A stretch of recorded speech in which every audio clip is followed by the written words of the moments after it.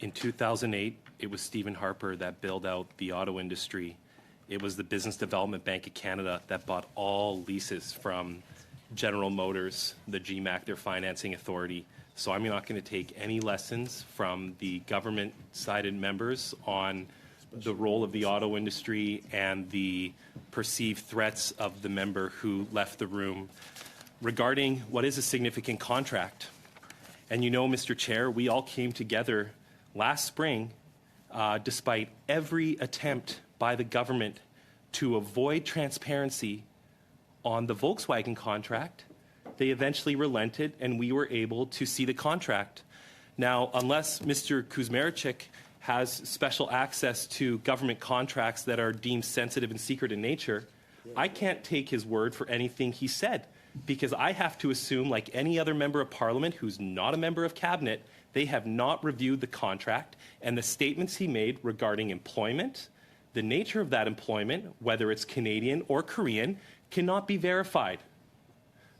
All we can go off of is publicly made statements. That's what Mr. Kuzmierczak was stating, were public statements. And right now, Mr. Speaker, frankly, it's very hard to Mr. Chair, it's very hard to keep track of what all the public statements were. You know, I have lots of questions about this contract, just like I had about the Volkswagen contract, because I would be remiss if I didn't mention that it was Stellantis originally received a subsidy from the federal government much smaller than the subsidy they have before it right now.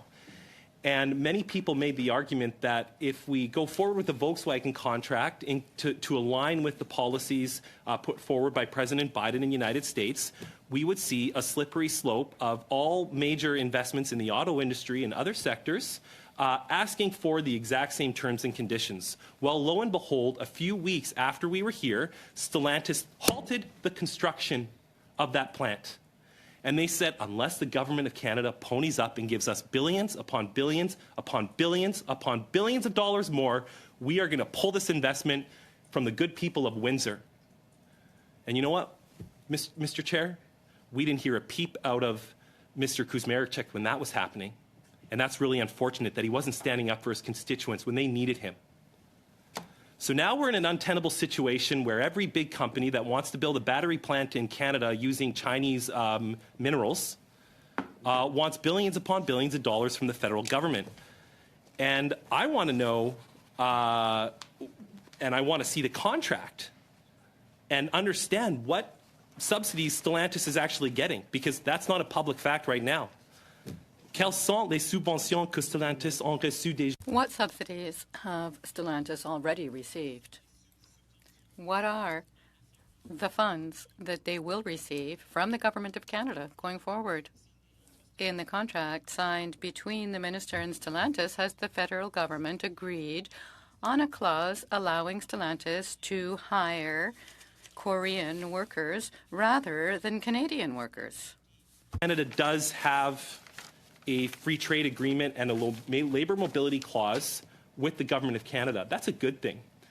But the intention, and I worked at the Department of Foreign Affairs when this contract between Canada and South Korea was signed.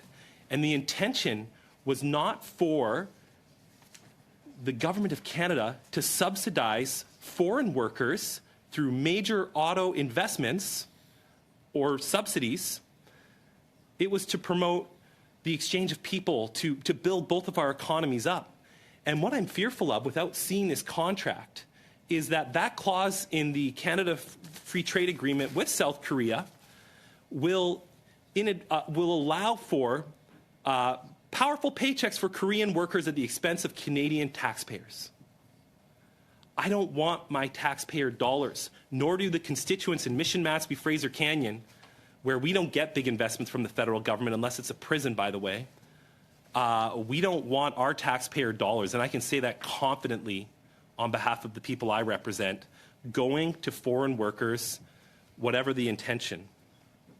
So we need to figure out and get to the bottom of this contract. On doit savoir si le We need to know whether the subsidies provided by the government will be paying for foreign workers for their salaries, and if that's the case, how much of our money will be given to each foreign worker. If, in fact, the Canadian subsidy to Stellantis will fund foreign workers working on Canadian soil that are allowed by law to come into Canada under our free trade agreement. That's a fact.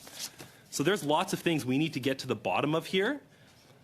But, Mr. Chair, for the member to come in and say that Conservatives need to be concerned about saying we don't have an environment policy and that we don't care about the people in Southern Ontario or the auto industry, that whatever the government's doing is a direct threat to my political party, I take issue with that.